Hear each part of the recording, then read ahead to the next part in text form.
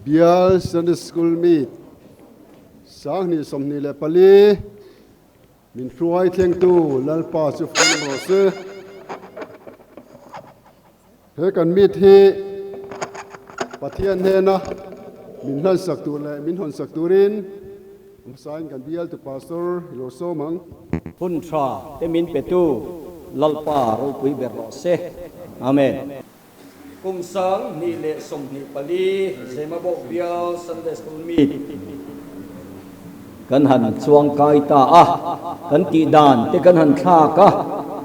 ti chuan ro rel na in Bial in khom pui January lama kan han lu chil ta da ya September voi khatna kan in khom pui thin kha khom pui tak tak chu kan man zo to wangin Bial Sunday School meet in kan han kal puya voina Sunday ni lo thenga kun bul kan han tran thei ta hi lo mom tak zit lalpa iswa ro pui ber ro se amen pathian thu an chiarang e ke ni zong van khwa le tui kan ni si lalpa na thu mal som ro se amen van khwa le tui kan ni vana tangamin chandam tu kan lalpai suwa Krista local le tu rapo ngak lel takathir tu te kan ni abuat sai khothiang lima khian keini Zemabawk Bial Sunday School member zong te hi kan tan ramabuat saya chutakal tur chuan kan rilru kan taksa kan tharau kanin puat sa ngai em chu tiang ata na chuan Bial Sunday School in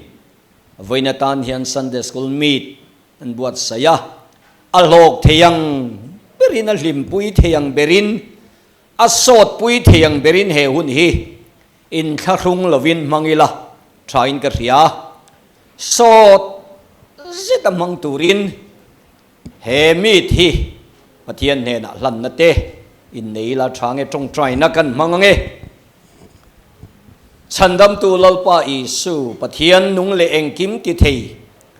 voina kan tan cholni ro pui tak mai min buat sai saka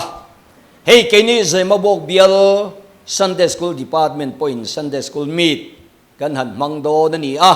tu kinatanga bultanin zanina kan zo mai do na kan hun man tur zong te hilalpa isu inheda kan hlana amang tu tur zong te ku thiang lima kain kol tire lalpa isu kan so ta kan lo hlok tran theina turin he ko ran program buat sai te hilalpa riak thi lamal min som sakla kan chairman turapiang te riak thi la rong bol na kau peng tin renga apuya panga te bera tanga lian ber thanga hun ron mang tu turapiang te kan la ruai tu te kan music tum tu zong te kan khuang pu te nen chandam tu lalpa isu i ro pui na turata na nangman min khuai la min pol la min om pui thewang che abula tanga to khenga tharau thiang lima min khuaya min pol min om pui turin chandam tu ro pui ber isu i ming thiang ni min kan di la che amen bial to pastor kan lo me ma sain pathian thu chiaranga ka chiar zo kan Bial secretary pon tur poimo te pong tur kan so manga chamin huwa kan la ruai tu te kan hla lo hualul hla kan salenga chuta kan tran tu tur kan som don nia ma sain pathian thu lo ngai thlang sam som ko le pangana fakna hla o lo kal ru lalpa choi moin lim takin isayang kanin chan dam na lungpui choi moin lim takin yawang lom te soin mai kalang khai fakna la sa ama choi moin lim takin o ichuang lalpa chu pathian ro pui tak anisia pathian zong chunga lal ro pui takani kan pathian thuan siari te kan savai tan lalpan malmi som sakro se amen secretary ro somang Chawhma kan hun mandan tur hi kan puang nge en chairman hi upalal tan moya Bial Sunday School chairman ania chan tu hi unaw nulalrin ngete din thar kauran trangin Sunday School zirtir tu anianga restation just pilal ming liani beginners department Zemabawk le vanlal mal somi beginners Zemabawk not atangin kan bay sa idona chuan short sermon kan tia no panglam pangte in zirnata na tra kan tia unaw pate viel hiat famkima Zemabawk not le vanal fuizela sailo Falkland te kan bay sa idona ni chuan worship dance he Zemabawk katangin kan bay sa idona duet eight mal som sang ile eserlal trazuali Zemabawk ani chuan solo hi unanu silal ram ngai omi Falkland atangin kan bay sa iboka thu soi rual na kan deyanga ta hian min kai poi tu turin una palaram chuan sang a Zemabawk West ani dona hei hi abikin no pangte kan bay sa ya chu min kai poi tu in lo kheta sela puiting lam pang hi chu kan in huam tel chuan kan mol pho palange no panglam panginan thiam zo kan no pang zo kan yanga ta chuan ko ran thu von sei ho na kan nei don ni chuan short play drama skit nei turin Zemabawk West Sunday School kan bay sei don ni chuan voinia speaker atana kan som reverend sayang asai lo lecture ATI in inspirational speech ani hian kan bay sei ya chuan ani hian chon huloma po nei tura kan bay sei boka zan lam pangero chu revival program kan bay sei dona wangin no pangpua lutu glo dewa a thu sei tu te pon zan lam pang chu kan bay sei ani ti kha khami chin kha ni pot sela kan program hi atul danangin kan chairman in ti lam mai tura ngai la acha ange lo me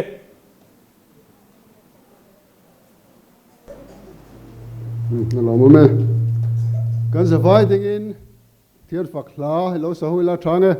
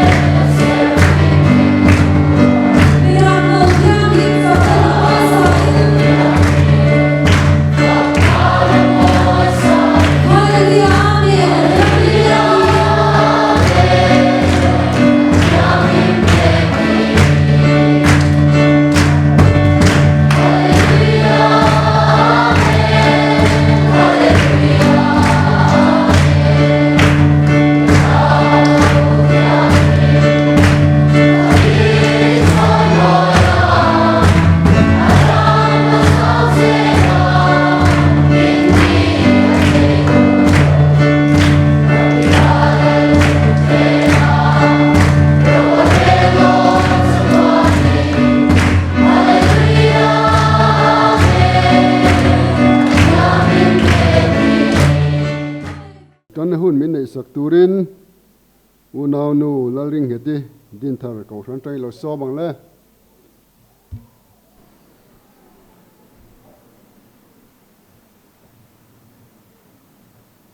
kun chami petulal pa isu afagin omro se pathian thu thiang ni milo chiarang FSC bung ru chang khada changa changli no pang tu lal pa chuan in nu lein pa de thu zom ro u chu chu thil di kan hisia inu lei pa choi moi ro chu chu thu pek tiam nei ma saberani chu ti chuan itana tha anga leya hian idam rei bokang tin nangni pa te u in fa de thin ur su ula lalpa thunun na le zil hauna chuan enkol zog zilna chuan enkol zog ro u ti le thu fing te number somni pani chang ruk te no pangchu kalna om konga chuan zirtir ula au pathun po in a thla lawang ki thleng hi ni se no pangchu zirtir ngai en kol ngai te kan ni a chumi ni wang chuan kan nu le pa le zirtir tu hedilai local khom te po hian chan kan la ka ngai hlein ka sia a tun ai na sa zo ka biak buk te po kan pan puya nge kan zirtir hian nakina an len le zel na tura an nun kai shwai tu chata kan ni ti kan sia thi poi mo hlein ka sia a chuan in no pang te pon kan du dan ni lova nu le pa le zirtir tu te thu oya kan om hi dam reina le nge chatuana nun kan nei na ni ti hi isha thar teng uti kha kan han sei du ni lalpa na thu kan tirik te mal somro se pathian mai lo ku nang lalpa nang man hun cha te min pe a Zemabawk Bial Sunday School meet te dam le theya nang man kan nun na te min zo sakawangin hne na lom thu kan shila che voinia no pangte te ten lalpa I thu le hlamang ten item strong shang ten ron nei do na heng te hi kan nun kai shwai tu ani a kan challen ne zela lalpa nang ma ram kan pan na konga min ti chak tu le min ti ma son tu ani ngei theina turin nang man mal min som sakang che voin kan hun zong zong I kuta kan ron kol tir che a chunglam le pon lam min ti boy thei so setena na tho thleng thei laga te nang man min vengang che kan ti swa kan bo chat te thar min ngai da mang che chung zong zong kan lalpa du taki su in he nai khoi mal som na karon dile che amen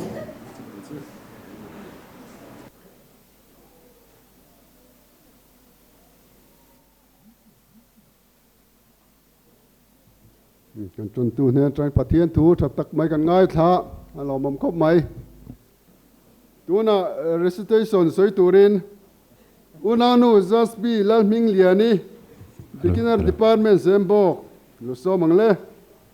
Pathianni melangwa thangu sam thum pasari sang khata changa sanga thil chala te tu te wangin ni te lunga du sola fellow te ka ti te su atlek su la betangin na thukin na nam thuanga hin shingangin na why don't see ya let pasuring la thil chatero hera ma hya nam la rin nam na zero let pasunga swa lom bokro iswa ni thin lung du zong te su a pe yang se yam da du su let pasunga hatla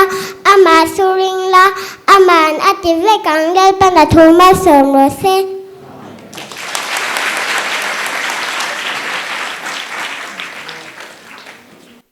vanal mal somi beginner department Zemabawk North kan som velang halang Katang ron soi tu sam number som chum pasarina tang khata tanga tawin chi chalo ti tu te wang in ti lunga tu zula vello taka ti tu athek su lau betagin na thugin na nam chuanga dim chi ngangin an voi don chia lel ba turing la thir tha duro her wa ya nom la runom na zero lel ba tuwa lom bok ro ti tuan ithin lung du zong tu pe yang te yam ta du lel ba tuwa ngat la ama turing la ama la ti zakang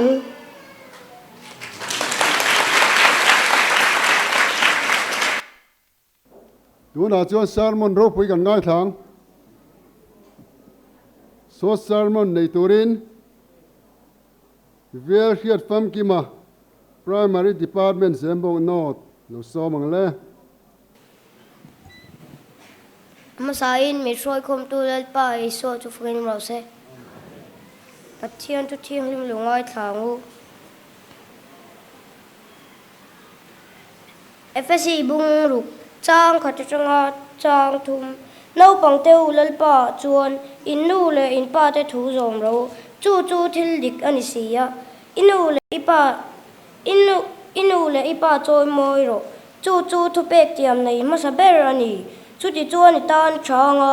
le ya hian dam rei bokang khati thleng kani se kan pathian tu thiar te kan za tan lalpa na mi som sak ro se ka chan chin tlem kan soilok anga kahun kal to a kahun man dana chuan ma ni du dan le nuam ti danin kahun te kalo mang thina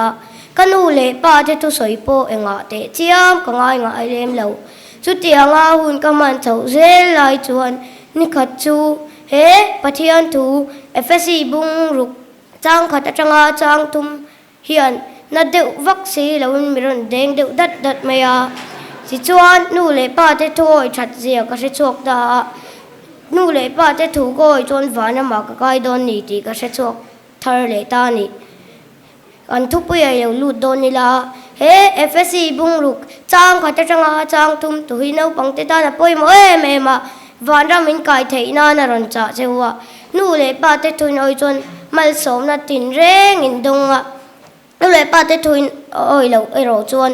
mấy đi lại tlang chatuan in sa in tirenga chi thei to si lo in om do ni nu le pa te thu in oi ro chuan van rama pathian in om reng to do ni lel pan thu ma song ro se Valar huai zela sai lo senior department Falkland lo som veleng le voin ni dam taka min shoi thleng tu kan lalpa isu aming chu fakin omro se pathian thui lo chiar angu timothea thon ni bung ni chang som ni pani nima sela tleirol chang na te chu tlan san la thin lung thiang lima lalpa lam apiang ta zinga chuan fel na te rin na te mangai na te rem na te vero heprai bungli chang som panga le som paruk pui thiam lalber kan saklo na te min shiat pui theilo nei kan ni si lo keimani anga kong tin renga thlem na tok to suale ro chu sualo nei kan ni zo ke chudi chuan zangai na kan mu theina tur le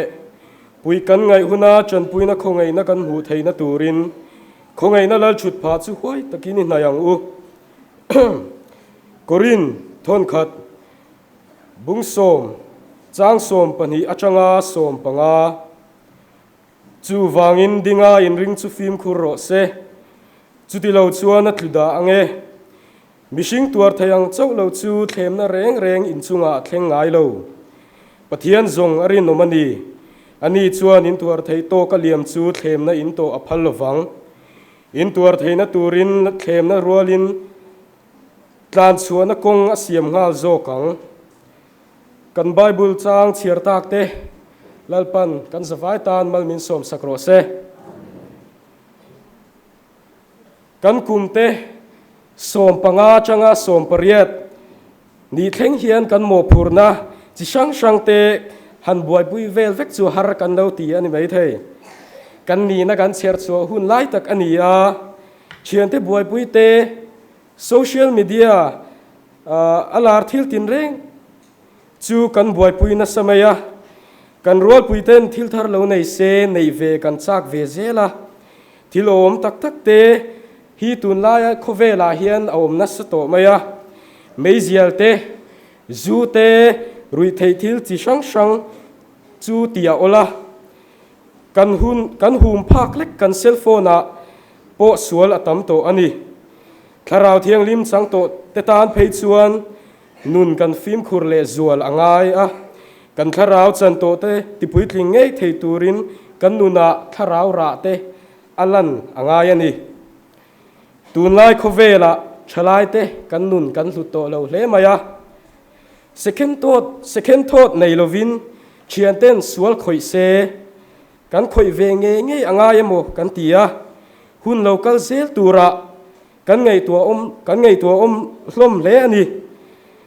ril ru nget tak nei thin lung thamuanga buaina le har satna mason chang poa chi ai mai ngai lo tuthuk na siam thei chin thil thleng thar le danglam alo om chang poa in siam rem zel thei mi tan chuan nun na hi a hlua a thak le om chin a bidang te tan po anzar zo tur om chin ani kaushan kut le ban tur vek kan nia Krista kaushan thiang lim en kol na lama ro rel na puite khoi ve vek tur kan ni no pang te chung poin kaushan tan mi changkai ani theya natlan na te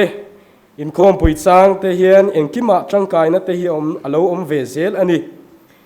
kan nun hi kan balance thiam angai thung a no pang kan ni nangin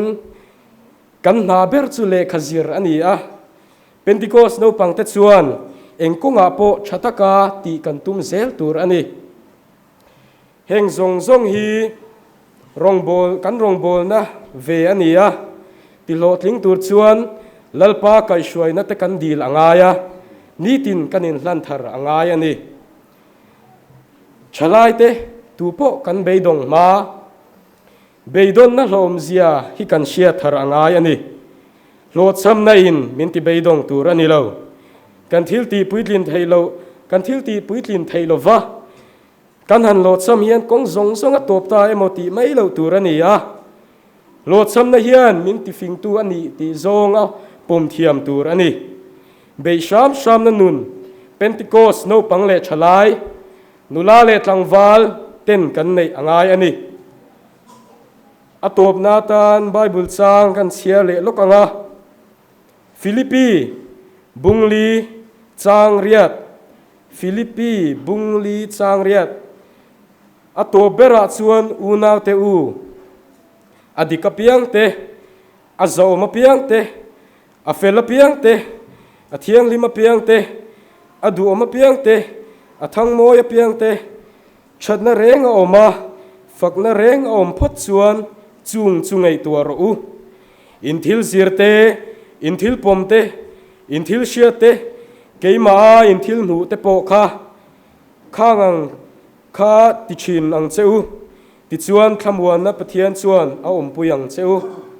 kan tu ti rik tak te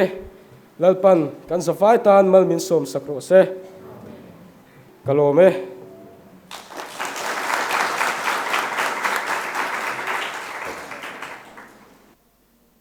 a thadap dap hle mai o tang khana pa a chun hle mai ni po soi thakop mai lo me zai ho na nei leila kan thu rei to boka monga khamanga kan la ruai tu te kan hla kan nei mai em kan zavai ding lo sang le no pang te mi en kula ka na min ngai na pro ni na mi kan di ro Pathianni ram no nu ne ke en ton lo ni fola zai nam le ni ne ai ruwa tu vela nam ma ma om turin noi the na min vela ngil nei le khom ya kha hin lung thar min nei ni ro isu zai nam le nun ne no pang de min en kolla taat na min ngai nam ro ine na min kal di ro Pathianni ram no nun ne ke en non lo ni fola zai nam le nun ne karil ruwa tu vela nam ma nga om turin noi the na min pela ngil nei le khom ya kha hin lung thar min nei di ro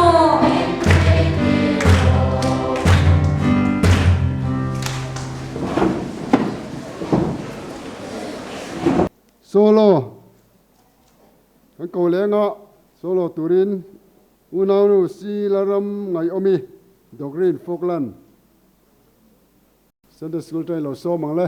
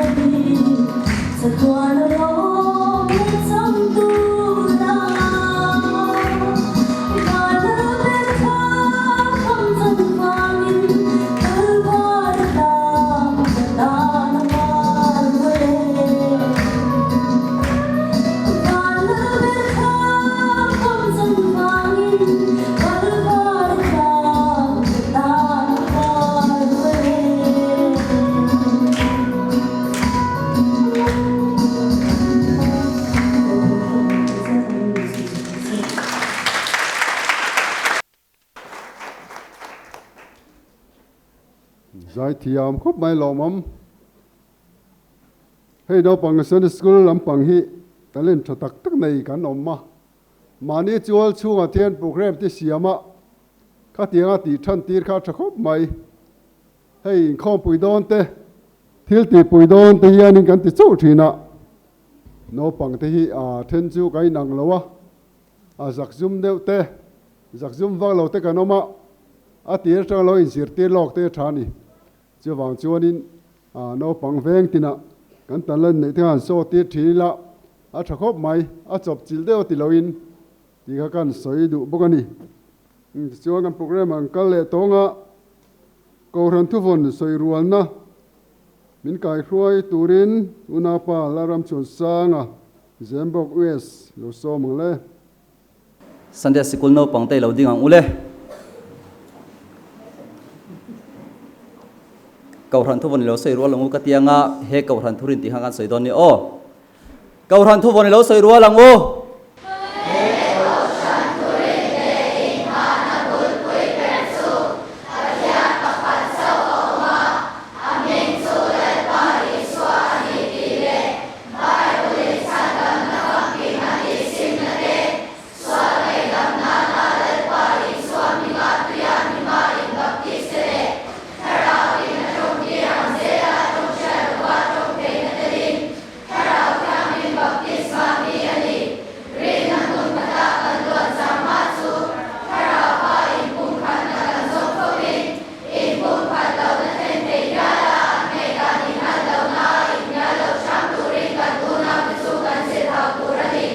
lâu chuông u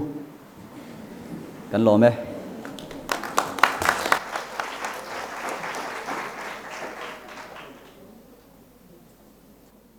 chút chung in dài hơn anh này lấy lạ thằng đinh tỏ lối nó anh giờ vai in dài hơn này lấy tiếng lên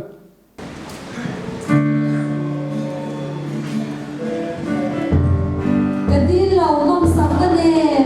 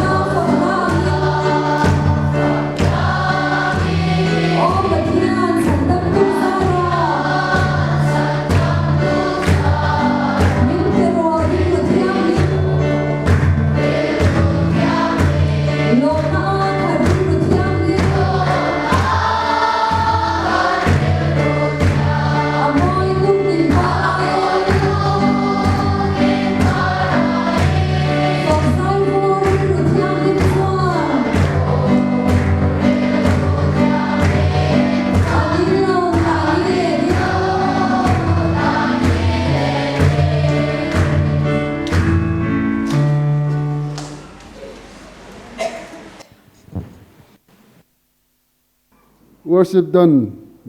ในสักตัวเรียนZemabawkนับของSunday schoolเราซ้อมมังเลย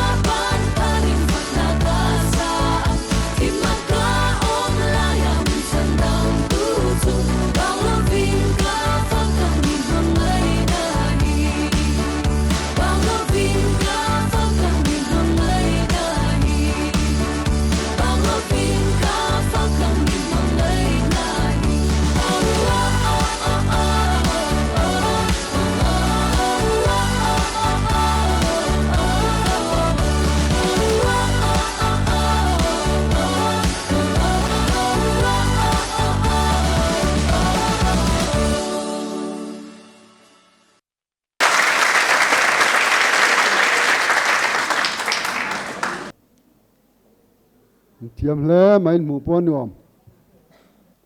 dwe tontia estel mal somi le estel thazuali Zemabawk te lo som mayang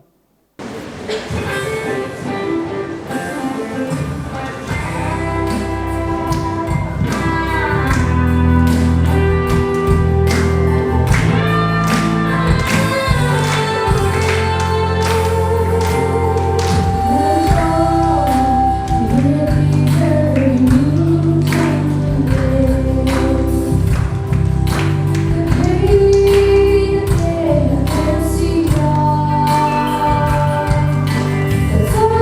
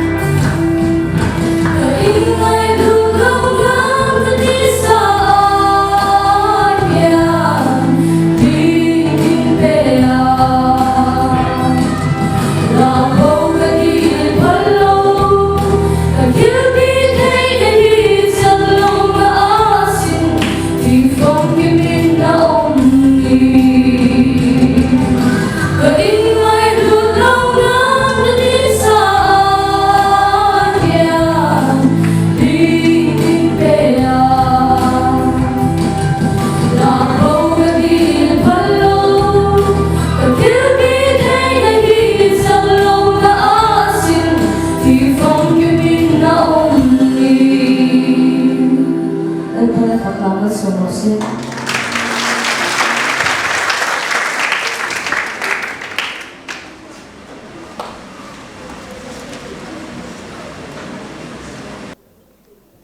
thiam hle mai in o ruala ngai thla ka nuam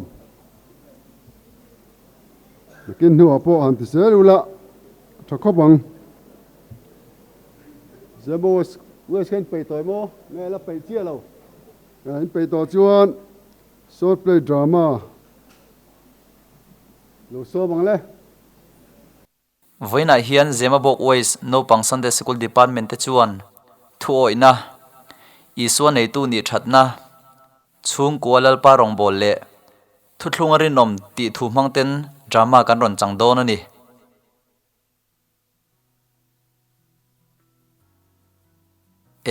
nui ilo tho to ni mo kan fa te an va tho har ve mo le nya ei rong bol te angai to sin le boya boi lo tho to ro ti tura tam em hi tinge tiang chen chen in mut le nu te chok rwal in ni ve to kha lo tho wat ro ni amak got mai tun lai no pang te le thalai te hi zana re tak takan menga games an khela biak pon shemu mal thei to lo en te nui kanin ngai zon lai khan nang man tro min be ma sa kha pa nang ma ni kha ka du lo che hlo thei em khamo trong trai che ka ngai kha iti deu sek zel mei kha nia han soi le thi ni la tun lai no pang te hi chuan dam rei po hi an chak lawanyang Bible thua inu le ipa choi moi ro le ya hian idam rei bokang ti ziak te chu ka ha se min chang ang zot zota an mu thei pathian po min za lo chuan an mu thei lo pathian chu engtin nge an za theyang le ani khop mai kan no pan lai kha chuan ayu pa te za thiamin an thu ti oin zom fo ro ti in kan sa thin khania tuna zet zong no pang te thunuaya hian ayu pozok te kan omani to ber hi mo ningot mai hote pu chhum lian te ina kan kalangai kha I han kal lok tiang ni han kal tiang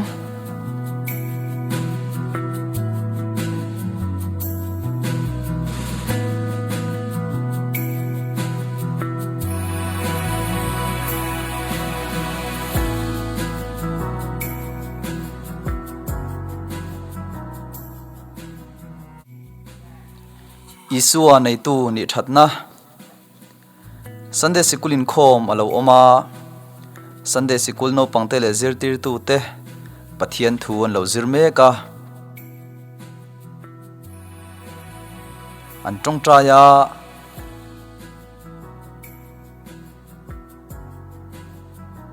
ti chuan an bang ta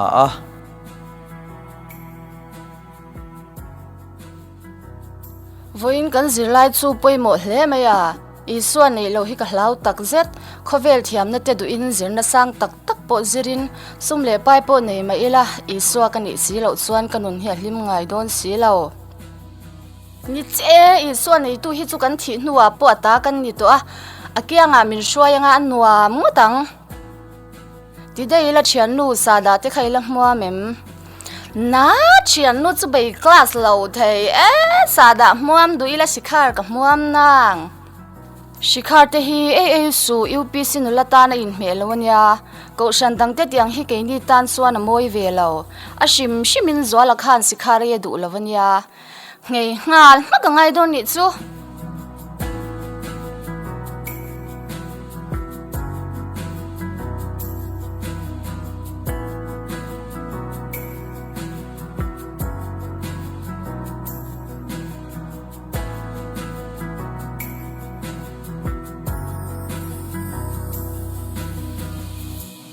Thiên pa, sinh nu nia vau lo ve. Tinge bro, thầy to bên Sunday School ate kan in khoma, mà se nu le pa te lova Sunday in khom rang hi kim lo ka ti. Kapa zuwa ro ya, chung kwa boy na siama. Chu tiang kar in khom rang te hi, kai chu har sa ka ti. Ava zia lo ve. Zau suan ke le ka chung te ero hi zong in lalpa rong ni kan bol don ni atia. Chung ko lalpa rong bol thin te hi chung ko om takan ni sin thian pa antani tong trai na te in khom sham na te hian ra du tak ala chuang ngai ka bai se tlatani ni e bai se photila ho kal photang min star tu te lahin on box si lo kan senior zo mai don kalang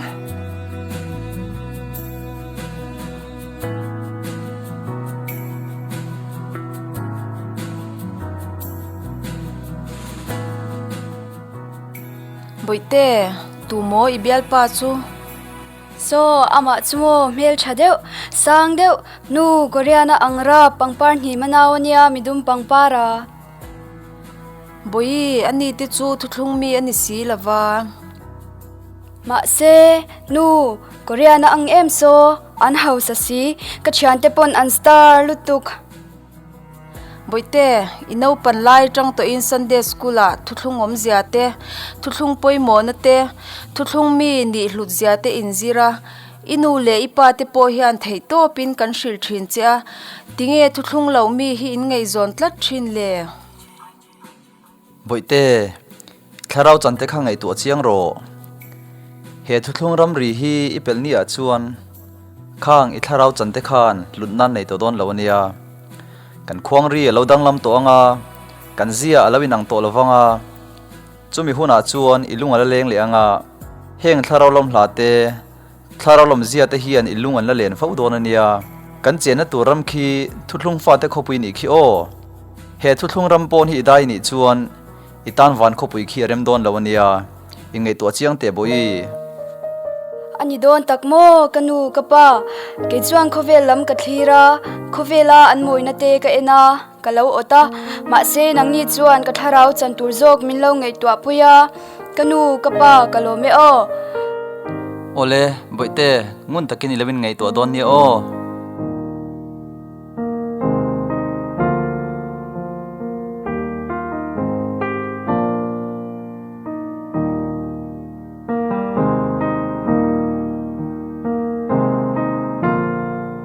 luang run hun len dun pui tur chuan thuthlung mi nge kalo thang to ange har sadon ma se lalpa I thuthlung lo mi ne na run hun len dun ai chuan ka khovel mangai hi kalo tha mai na nge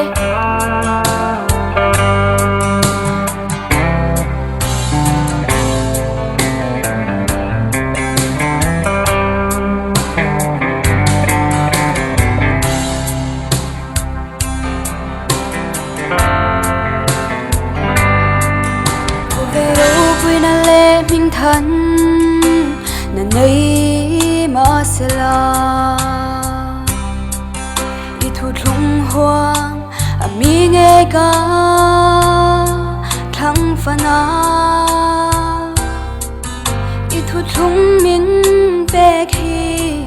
cảm mang ấy em avang hia có khô vel mang ấy hi cả lâu thả mấy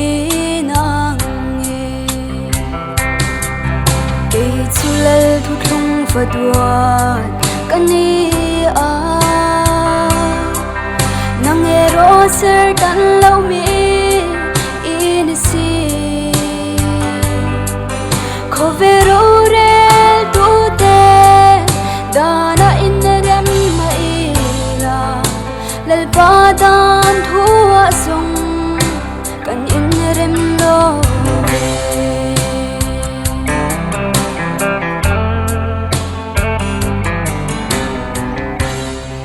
kan lo me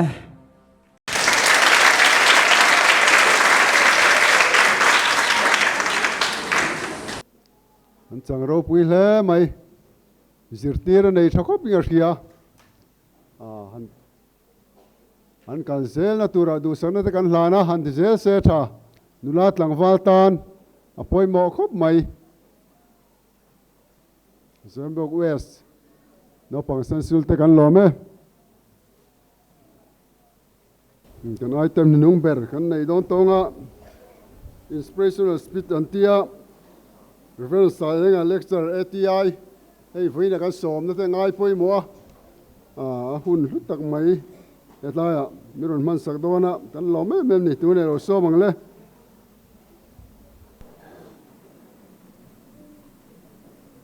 hun hlut tak mai hun lim om tak mai luang ta ka min ruai thenga minom pui tu lal pai su ming thian fakinam ro se Zemabawk Bial Sunday school meet hun mang ve thain kan ho tu de du sak na kan changa Bial tu pastor le Bial ruai tu te chunga ka lo me me mani wana kan hun man te alu in a kham om lo don le maya mo phut na nei tu te nan ne ma tin an ma ni zirti tu te thorim dan tur te nu le pa thorim dan tur te kan ngai tu thiam ome pathian thu kan chian nga langa ka soi zung don nia Korin thon khat bung som le pakhat chang khat chu po alai chin chia ka bungang Krista zirtiu kani tilai ka soi tum chu ni Krista zirtu kani tu soi nge nia kan rin Korin mi tene na yen tuin nge le kha thon kha dir ko pola hawan lom om em dir ko pola chuan Krista zirtu kani ati a helaya zirtu ti hi junior chinchun kan shevek anga Krista zirtu kan ti chuan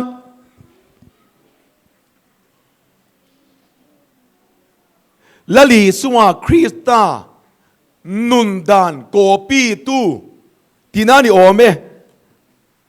lali suwa Krista enton tu ati dan angati tu te tinani a tirko pole chuan Krista zirtu ai vu awangin voina hian Krista zirtu kan ni ve thei don em ti kha lali suwa Krista chanchin toy te kan ngai thadon ani lali suwa Krista kha beginners le primary chin kan zo tiang khoi khuang e pian lali suwa Krista khoi khuang e pian junior chin Bethlehem alom ome ani le lali suwa Krista mantir tu nge sia zuda in saringota mo tu mo sakiro zi o tamo ni lo o zuda is kari o tan shetlat mai ni lali suwa Krista chu Bethlehem pianga ti chuan biak ina an hlana itima yang sume onan alau kuang ku a mal alau so mani chuminu wa chuan lali suwa Krista hi kum som pani ani hunin voi khachu biak ina Sunday school akaya kan tiange Sunday school ka ti omzia chu pathian thu zir namun soinani ahun lai chon Sunday school an ti ve kher lawang tro sap tong an la thiam lo wa ka ti lai ka chon mo sapan lo ommang lo wani kati hun lai khan lali suwa Krista kum som le pani mi ania kan zinga kum som le pani mi kanam chu khong in ban in pharlok tiang kum som pani mi jong ban in phar tiang eu kan om nange kum som pani pakha chaw ni mo om kan va upato hlom ve lali suwa Krista kum som pani mi ani in Sunday school akaya anu le pa tenan ho san dai maya ani thumna biakina an wazong le a alo lazir char zirtir tu de bula lo thua alo zota alo chang zat mai ni sumole lali suwa Krista zui tu ni tur son lali son engtin nge ti lali suwa Krista ka an hla na tiru lali suwa Krista ang ni tur chuan lali suwa Krista chu hlan ani pialama Sunday school akai thina aning ngai lo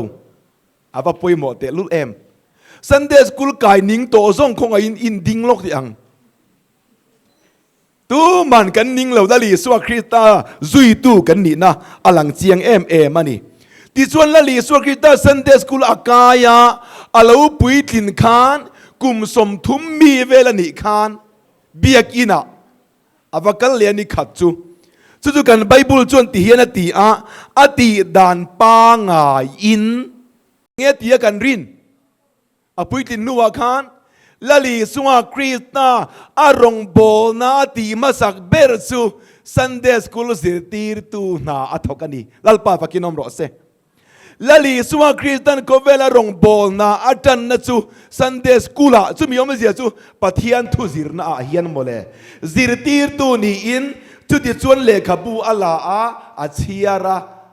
achiara astoite asoi zo in athua chu lali sunga Christa zirtirna abultan na ani chu wang chuan lali sunga Christa hi zirtir tu tha ani a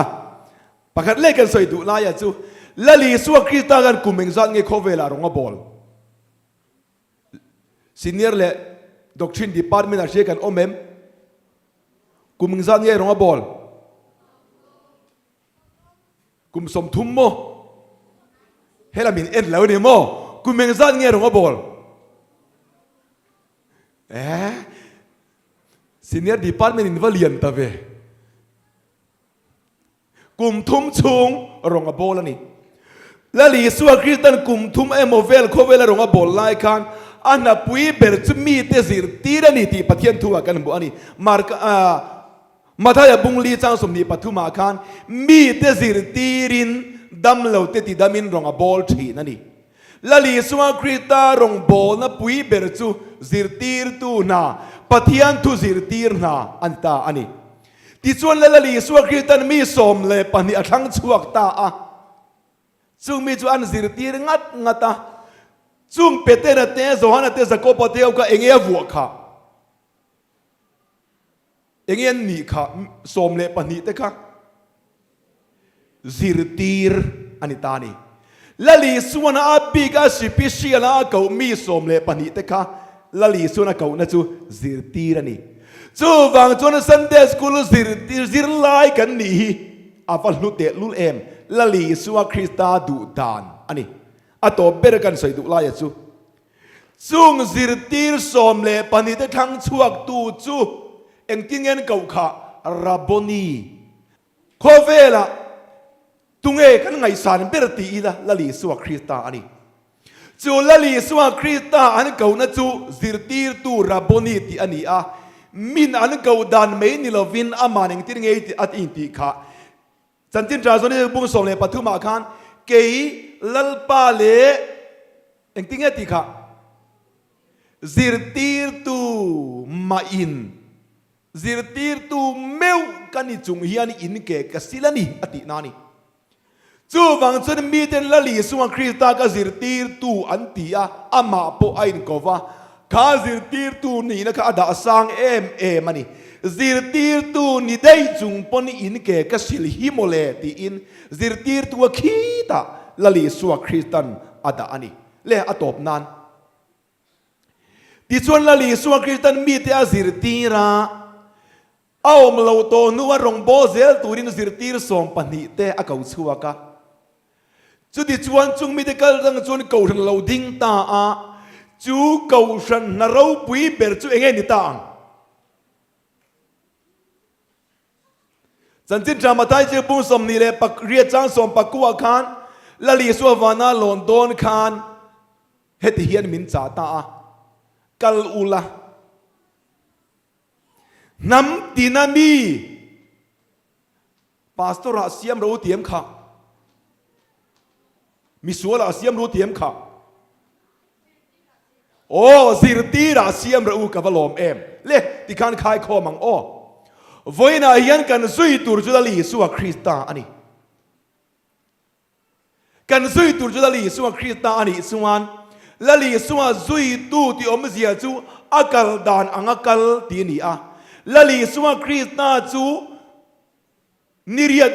mi ani inser tan ani a mai cha ma an hlana churi chuan Sunday school a pathian tu azirti thina azir thina zirlaya ni a voina nang le ke kan yang khan alo pui tin nuwa rong bol tan na chu zirtir tu ani a arong bol chung zonga li suwa Christa ni na chu zirtir tu ani a chu zirtir tu chuan special takin mi som pani a thanga chung mi te chu zirtir tu te ti in la li suan avu a chung mi te le a ko ran hau te na kan ti tur chu covel zong zonga kala chanchin tha hila mi te sir tira siam anita ani chu wang chun la li sunga krista nun zong zong hi he Sunday school hi na khat vek lalpa phakinom ro se la li sunga krista nun zong zong kha Sunday school in akhat vek ani chut yanga pathian thu zirmi tene na chuan tharavin lalpa ain lara lalpan a pui thin kan bel zeu tiang tirgau de thil tiam mitil re kan hmuwa mitil re chu hei tiang deuh chi hi mi pa ni si tiang si khamo pa lutuk lo oi ha ti chi kha ni as tia lo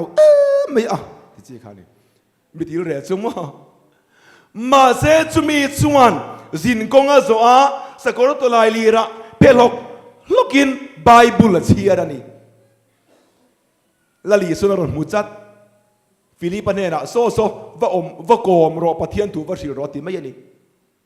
lali so to le nu kan zirtir pani te kha exam ngen ni kha ema ko kal zirtir pani kha exam ngen ni kha palimo pani mo pangan ni lo mo zirtir pani tin na tiro pali kan lo ti palange zirtir pani ko kal mol te ne na kan lali so lo che ngani enga tinge athu wan soi mol wangin so wang chon pathian tu tak sir tu te ne na hian lalpa thara vin lo cheng thin ani he Sunday school revival mun thara lalpa min pol na ni hi athu zirna pianga lali suwa krista telver thin in bula kan lali su omani o in muthayem in bula kan lali su omani o khain muem in muthai lo tiru ngati kan muthai lo hallelujah thara wani awangin muthai lo mai la li suwa krista tu tak zir tu ta kan nia wangin kan singa la li suwa krista lo cheng thin hallelujah chu wang chen la li suwa krista nen kan zira voina po drama so play ti kan ngai tha la li suwa krista puina kan changani hi chu wang chuan Sunday school ro pui zwal zel sela Zemabawk Bial Sunday school Departmental lalpan thara bin min hruai zel ro se kalome